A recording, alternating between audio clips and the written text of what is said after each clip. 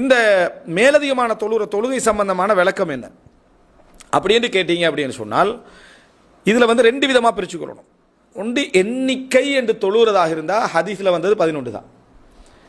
எண்ணிக்கை இல்லாமல் ஒருத்தர் தொழலாமா இல்லையாண்டத்தில் கருத்து முரண்பாடு இருக்குது. மூன்றாவது 11க்கு மேலே எண்ணிக்கையை வரையறுக்கிறது பிதாத். 11க்கு மேலே ஒரு எண்ணிக்கையை வரையறுத்து சமுதாயத்துக்கு அடையாளம் காட்டுறது. 11க்கு மேலே தொழலாம் என்று ஒருத்தர் கருதினாரண்டா, அவர் அந்த விளக்கம் அவருக்கு பெற்றுட்டேன்டா, அவர் என்ன செய்யணும்? 15 தொழு 18 தொழு அப்படி. ஆனால் மக்களுக்கு கொண்டு போய் என்ன 23 அப்படின்னு ஒன்றை நடைமுறைப்படுத்தி அதையே வளமையாக தொழுதுட்டு வர்றது பிதாத்தா இல்லையா? மிக தெளிவான பிதாத். அதில் எந்த ஒரு சந்தேகப்பட வேண்டிய அவசியமும் இல்லை. காரணம், ரசூல்லாங்க 11 தொழுதுட்டு இருக்க 23 என்ற ரக்காத்தை அறிமுகப்படுத்தி அதை உலகம் ஃபுல்லாக கடைபிடிச்சி அதை ஒரு ஃபோமேட்டாக மாற்றுறது எவ்வளோ பெரிய பிதாத். அது ஒரு பிதாத்தான நடைமுறை, சந்தேகமே கிடையாது. என்ன சொல்லலாமண்டா இஜ்திஹாதுக்குரிய நம்ம எதை சொல்லலாமண்டா 11க்கு மேலே தொழலாமா இல்லையான்றதை இஜ்திஹாதுக்குரியது என்ன செய்யலாம் சொல்லலாம். நமக்கு 11 ரக்காத்து வந்து ரசூல் ஸல்லல்லாஹு அலைஹி வஸல்லம் மிக தெளிவாகி கூட்ட மாட்டாங்கன்னு அதில் இந்த சுன்னால நம்ம உறுதியாக நின்றுவோம். 11 அது மற்றதை பிழை என்றுவோம். ஆனால் மற்ற சகோதரர்கள் என்ன சொல்கிறாங்கன்னா, ரசூல்லாங்கள்ட்ட வந்து இரவு தொழுகை எத்தனைன்னு கேட்டாங்க. அப்போ அந்த வந்தவருக்கு ரசூல்லாங்க 11 இல்லை எல்லாம் எதுவுமே என்ன செய்யலை, விளங்கப்படுத்தலை. ரசூல்லாங்க என்ன சொல்கிறாங்க, 2 தொழுங்கன்ட்டாங்க. 2 தொழுங்கன்றவர் எப்படி விளங்குவார்? அவர் 14 விளங்கலாம், 20 விளங்கலாம், 24 விளங்கலாம், 30 விளங்கலாம். ஃபஜ்ரை பயந்தீங்கன்னா வித்திரு தொழுங்கன்றாங்க. ஃபஜ்ரை பயந்தீங்கன்னா வித்திரு தொழுங்க அப்படின்னா ஒற்றைப்படுத்திக்கங்கன்றாங்க.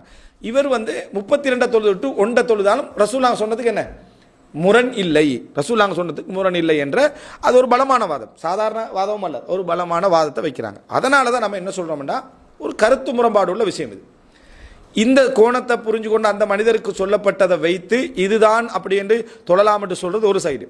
ரசூல்லாங்க எப்படி தொழுதாங்கன்னு நம்ம பார்த்துட்டோம் என்று சொன்னால் அதில் ரசூல்லாங்க மாற்றம் இல்லாமல் கடைபிடிச்சிக்கிறாங்க அப்படின்றதையும் நம்ம பார்க்குற டைமில் இது கிட்டத்தட்ட ஒரு ஃபஜ்ருடைய முன்னால் 2 ரக்காத் சுன்னத்தை யார் 4 தொழுதா பிழையண்டுவோம். ஃபஜ்ருடைய 2 ரக்காத் சுன்னத்தை 4 தொழுதா பிழையண்டுவோம். லுஹருக்கு முன்னால் 2 தொழுகிறத 6 தொழுதா என்ன செய்வோம், பிழை என்று சொல்லுவோம். அதே போல் மகரிபுக்கு பின்னால் 2 ரக்காத் சுன்னத்து இருக்கிறது யாரெல்லாம் 4 தொழுதோம்னா பிழை என்று சொல்லுவோம். அப்படி அந்த மாதிரி ரசூலாங்க இதை கடைபிடிச்சிக்கிறாங்க தொடர்ந்து. எனவே நாங்கள் வந்து அதில் எப்படி பிழை என்று சொல்கிறோமோ அதே மாதிரி இதையும் என்ன செய்கிறோம், நம்ம பிழை என்று சொல்கிறோம். 12க்கு மேலே என்ன செய்யக்கூடாது, தொழக்கூடாது. அதே நேரம் 11க்கு மேலே தொழலாமா இல்லையான்ற கருத்து முரண்பாடு ஒரு நியாயமான ஒரு கருத்து முரண்பாடு. அந்த கருத்து முரண்பாட்டுக்கு ஒரு வலு இருக்குது. ஆனால் என்ன கவலைண்டா, இந்த 11க்கு மேலே தொழுகிறவங்க 11 தொழுகிறவங்களை பார்த்து நகைக்கிறதும் சிரிக்கிறதும் என்ன தொழுதா குறைஞ்சிட்டு போறான்னு கேட்கிறோம். சுன்னாவை அவர்கள் நகைப்பதற்கு சமம். ஏனென்றா அவர் பின்பற்றது யார, அல்லாஹ்வுடைய தூதரை 23 வருட காலத்தை சொல்லி பின்பற்றாங்க. சஹாபாக்களை சொல்லி என்ன செய்யறாரு, பின்பற்றாரு.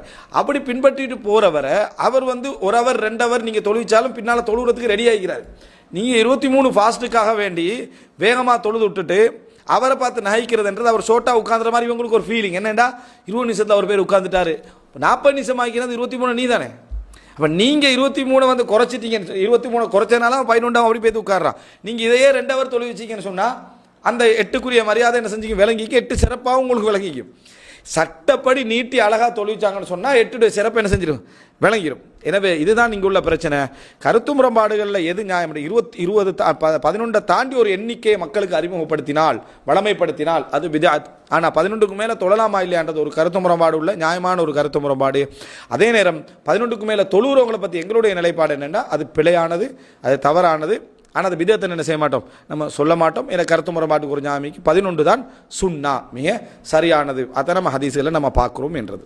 இது தொழுகை சம்பந்தமான விஷயம்.